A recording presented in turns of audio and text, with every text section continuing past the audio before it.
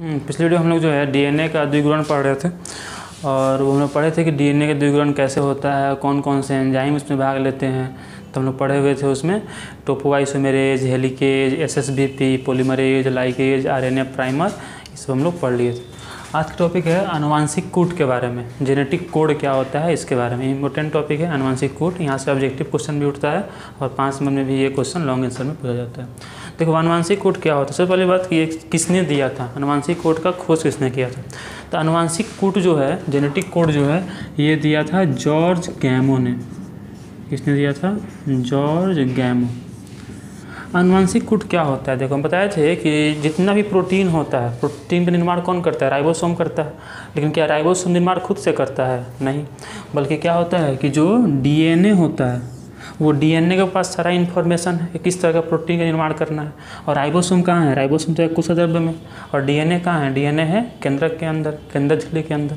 और डीएनए के पास इन्फॉर्मेशन है, उस इन्फॉर्मेशन को उसको भेजना है राइबोसोम के पास, और तब उस इन्फॉर्मेशन के आधार पर राइबोसोम में क्या करता है? प्रोटीन का निर्माण करता है। अब दिक्कत ये है कि डीएनए खुद बाहर नहीं आ सकता है। क्यों नहीं आ सकता है? क्योंकि डीएनए जो है ये डबल स्टैंडर्ड होता है, दो कुंडलियाँ होती हैं उसमें, उसका आणविक द्रव्यमान बहुत उच्च होता है, इसलिए वो बाहर तो आ नहीं सकता है। इसके लिए फिर डीएनए क्या करता है? डीएनए जो है ये निर्माण करता है आरएनए का, और उसको क्या बोलते हैं? एमआरएनए।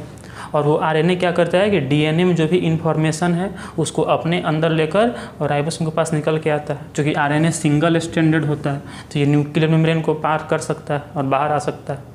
तो चूँकि ये इन्फॉर्मेशन को लेकर आता है डीएनए से राइबोसोम के पास, इसलिए इसको बोलते हैं संदेशवाहक आरएनए, या अंग्रेजी में बोलते हैं मैसेंजर आरएनए, या शॉर्ट में बोलते हैं एमआरएनए। इसको हम लोग पढ़ लिए हैं पिछले वीडियो में। तो एमआरएनए क्या करता है? इन्फॉर्मेशन को लेकर आता है डीएनए से किसके पास? राइबोसोम के पास।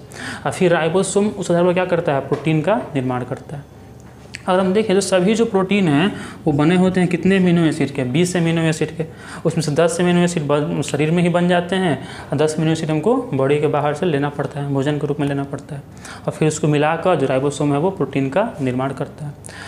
अब यहाँ पर अगर देखा जाए तो देखो जितना भी लिविंग ऑर्गेनिज्म है, लगभग 17 लाख जीवित प्रजातियाँ इस धरती पर हैं, 12 लाख जंतु है और 5 लाख पौधे हैं, और सब में जो प्रोटीन निर्माण होता है वो राइबोसोम ही करता है। लेकिन उसको इन्फॉर्मेशन कहाँ से मिलता है? डीएनए से मिलता है। अब और सबका निर्माण किससे हुआ है? 20 एमिनो अम्ल से ही हुआ है। जो 20 एमिनो अम्ल है वही आपस में जुड़ा है और अलग अलग प्रकार के प्रोटीन का निर्माण किया है। अब लेकिन किस एमिनो अम्ल को किस क्रम से जोड़ना है ये तय होता है डीएनए के द्वारा। मतलब जिस तरह का इन्फॉर्मेशन डीएनए भेजेगा उसी आधार पर एमिनो अम्ल को राइबोसोम जोड़ेगा और क्या करेगा? प्रोटीन का निर्माण करेगा। सब में प्रोटीन है, जितना भी 17 लाख प्रजाति है सब में प्रोटीन है, लेकिन सब प्रोटीन क्या है? अलग अलग। अब शरीर के अंदर भी जो तरह तरह के एंजाइम हैं, जो न्यूरोट्रांसमीटर्स हैं, जो डोपामिन, सेरोटोनिन, जो केमिकल शरीर में है वो सभी बने हुए हैं प्रोटीन के। लेकिन क्या सभी प्रोटीन सेम हैं? सभी प्रोटीन सेम नहीं है। तो डिफरेंट क्यों है? क्योंकि उनके लिए इन्फॉर्मेशन अलग अलग आया है, और जो एमिनो अम्ल जुड़ा है वो अलग अलग क्रम में जुड़ा है, अलग अलग क्रम में जुड़ा है। और सूचना को लेकर कौन आया है? तो एमआरएनए लेकर आया है। अब जो एमआरएनए होता है, मान लो ये हुआ एमआरएनए। अब एमआरएनए जो भी आरएनए होता है उसमें एक ही स्ट्रैंड होता है। डीएनए में तो 2 स्ट्रैंड होता है, पढ़े थे हम लोग, ठीक है। और आरएनए में एक ही स्ट्रैंड होता है। तो ये एक स्ट्रैंड है, इसके ऊपर क्या होता है? यहाँ पर नाइट्रोजनी क्षार होते हैं। नाइट्रोजन कितने तरह के होते हैं? 4 तरह के। कौन कौन? एडिनो, एक होता है एडेनिन, एक होता है गुआनिन, साइटोसिन, थाइमिन डीएनए में। और आरएनए में थाइमिन नहीं होता है, उसकी जगह पर क्या पाया जाता है? यूरासिल पाया जाता है। तो यहाँ पर मान लो है एडेनिन, गुआनिन, साइटोसिन, यूरासिल, फिर मान लो गुआनिन, साइटोसिन, एडेनिन, ठीक है, गुआनिन, साइटोसिन और यूरासिल, मान लो से। थाइमिन तो होता नहीं है इसमें। अब इसमें क्या है कि जो 3 नाइट्रोजनी क्षार हैं, 3 नाइट्रोजनी क्षार, उनका जो समूह है उसको कहते हैं कोडोन। क्या कहते हैं? उनको कोडोन कहते हैं। 3 जो नाइट्रोजनी क्षार के समूह को क्या कहते हैं? कोडोन कहते हैं, ठीक है। और यही कोडोन तय करता है हर एक एमिनो अम्ल के लिए एक स्पेसिफिक कोडोन होता है, या ये बोलो कि हर एक कोडोन एक स्पेसिफिक एमिनो अम्ल को कोड करता है।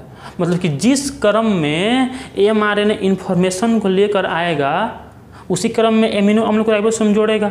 मतलब हम कह सकते हैं कि एमआरएनए पर जो नाइट्रोजनी क्षार का क्रम है, एमआरएनए पर जो नाइट्रोजनी क्षार का क्रम है और प्रोटीन में जो एमिनो अम्ल का क्रम है, उनके बीच संबंध होता है।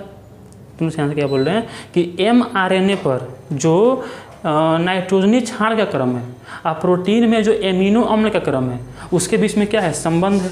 और ये जो संबंध है प्रोटीन में एमिनो एसिड का और mRNA पर कोडोन का या नाइट्रोजनी क्षार का जो संबंध है, इसी को कहते हैं आनुवांशिक कूट। क्या कहते हैं? आनुवांशिक कूट। तो आनुवांशिक कूट क्या है? mRNA पर उपस्थित नाइट्रोजनी क्षार एवं प्रोटीन में उपस्थित एमिनो अम्ल के बीच के संबंध को क्या कहते हैं? आनुवांशिक कूट कहते हैं, जेनेटिक कूट। जिस तरह का नाइट्रोजनी क्षार होता है वही तय करता है कि किस तरह का एमिनो अम्ल जुड़ेगा और कौन सा प्रोटीन बनेगा। ठीक है।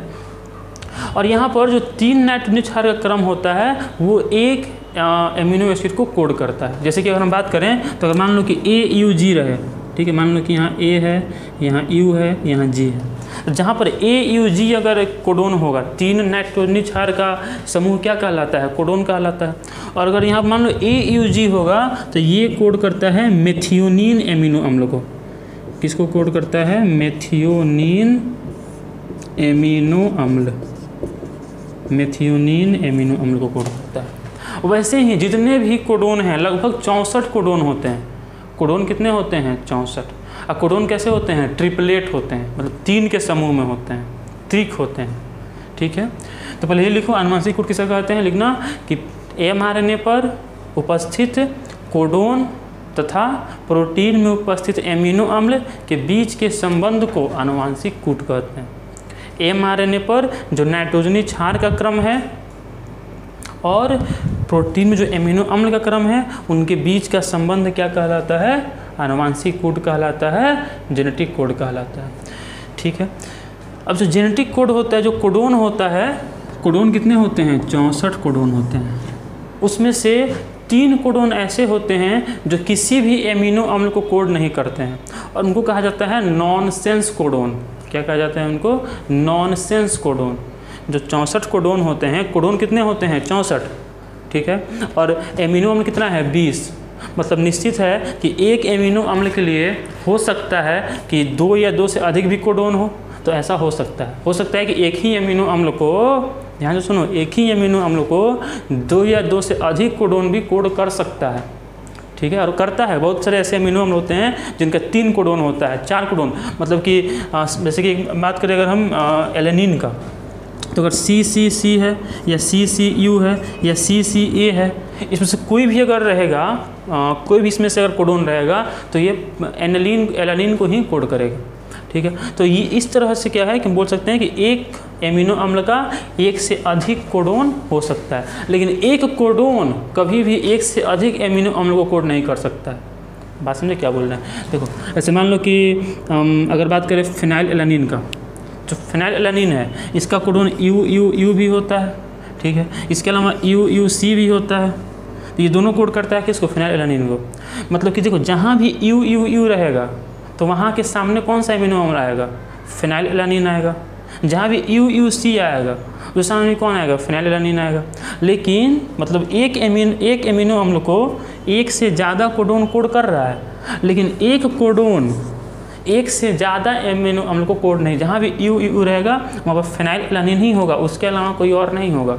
इस बात को तो लिख लेना कि एक एमिनो अम्ल को 1 से अधिक कोडोन कोड कर सकता है, लेकिन एक कोडोन 1 से अधिक एमिनो अम्ल को कोड नहीं कर सकता है। ठीक है।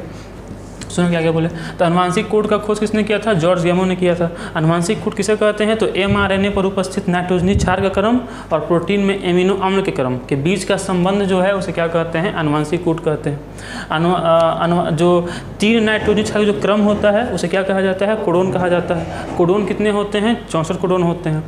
64 में से 3 कोडोन ऐसे हैं जो कि किसी भी एमिनो अम्ल को कोड नहीं करते हैं और उन्हें कहा जाता है नॉनसेंस कोडोन। क्या कहा जाता है उनको? Nonsense codon. जो कितने होते हैं? 3 होते हैं। और 3 कौन कौन होते हैं? एक होता है UAG, एक होता है UGA, एक होता है UAA। ये ऐसे कोडोन हैं 3 जो किसी भी एमिनो अम्ल को कोड नहीं करते हैं और ये जहाँ भी आएंगे वहीं पर प्रोटीन बनने की प्रक्रिया रुक जाएगी, जो ट्रांसलेशन की प्रक्रिया है वहीं पर रुक जाएगी। बताया था ना कि डीएनए से डीएनए बनना क्या कहलाता है, द्विगुणन या प्रतिकृतिकरण। डीएनए से एमआरएनए बनना क्या कहलाता है, ट्रांसक्रिप्शन। और एमआरएनए से फिर प्रोटीन बनना क्या कहलाता है, ट्रांसलेशन। ठीक है, याद है कि भूल गए? बताए थे कि डीएनए से डीएनए बनना क्या कहलाता है, द्विगुणन कहलाता है। ठीक है, डीएनए से एमआरएनए बनना क्या कहलाता है, ट्रांसक्रिप्शन कहलाता है, ट्रांसक्रिप्शन। और एमआरएनए से प्रोटीन बनना, एमआरएनए से प्रोटीन बनना क्या कहलाता है, ट्रांसलेशन कहलाता है, ट्रांसलेशन। और ये चूँकि जो अनुवांशिक सूचनाओं का प्रवाह है वो इसी दिशा में होता है, मतलब डीएनए से जाता है एमआरएनए में और फिर एमआरएनए से कहाँ जाता है, प्रोटीन बनता है राइबोसोम के द्वारा। इसको बोलते हैं केंद्रीय डोग्मा। सब बता चुके पिछले वीडियो में ना, इसको क्या बोलते हैं, केंद्रीय डोग्मा। कि जो अनुवांशिक सूचनाओं का प्रवाह है वह एक दिशीय होता है, जिसमें डीएनए से एमआरएनए में जाता है सूचना और फिर एमआरएनए से कहाँ जाता है, प्रोटीन में जाता है। इसको क्या कहते हैं, सेंट्रल डोग्मा या केंद्रीय डोग्मा कहते हैं। जिसमें कि डीएनए से आरएनए बनना ट्रांसक्रिप्शन कहलाता है और आरएनए से प्रोटीन बनना जो है ट्रांसलेशन कहलाता है। तो क्या क्या समझे कि कोडोन कितने होते हैं, 64। कोडोन क्या है, तो 3 नाइट्रोजनी क्षार का क्रम क्या कहलाता है, कोडोन, जो कितना होता है, 64 होता है। उसमें से 3 कोडोन को क्या कहते हैं, नॉनसेंस कोडोन। ठीक है, या फिर इनको समापन कोडोन भी कहा जाता है। क्या कहते हैं इसको, समापन कोडोन, स्टॉप कोडोन। हिंदी में क्या कहते हैं इसको, स्टॉप कोडोन। एक कोडोन ऐसा है जो कि जहाँ पर होगा वहीं से ट्रांसलेशन शुरू होगा, उसको बोलते हैं स्टार्ट कोडोन। स्टार्ट कोडोन जो कि होता है AUG। कौन होता है, AUG। और AUG कोड करता है किसको, मिथियोनिन को। मिथियोनिन जो एमिनो अम्ल होता है इसको कोड कौन करता है, AUG। तो पहली बात क्या लिखे, लिखो इसमें अनुवांशिक कोड की विशेषताएं। पर इसका जो परिभाषा लिख लिए कि एमआरएनए पर उपस्थित नाइट्रोजनी क्षार का क्रम एवं प्रोटीन पर उपस्थित एमिनो अम्ल के क्रम के बीच के संबंध को क्या कहते हैं, अनुवांशिक कोड कहते हैं। अनुवांशिक कोड किसने दिया था, जॉर्ज गैमो ने दिया था। अनुवांशिक कोड का विशेषता क्या क्या होता है, पहला कि 3 नाइट्रोजनी क्षार के समूह को कोडोन कहते हैं। दूसरा कि एक कोडोन एक ही एमिनो अम्ल को कोड कर सकता है, जबकि एक एमिनो अम्ल एक से अधिक कोडोन से कोड हो सकता है। ठीक है, तीसरा कि कुल कोडोनों से कितनी होती हैं, 64 होती है। इसमें से 3 कोडोन जो है वो कहलाते हैं समापन कोडोन या नॉनसेंस कोडोन, जो कौन कौन होते हैं, UAG, UGA और UAA। ठीक है, UAA, UGA और UAG।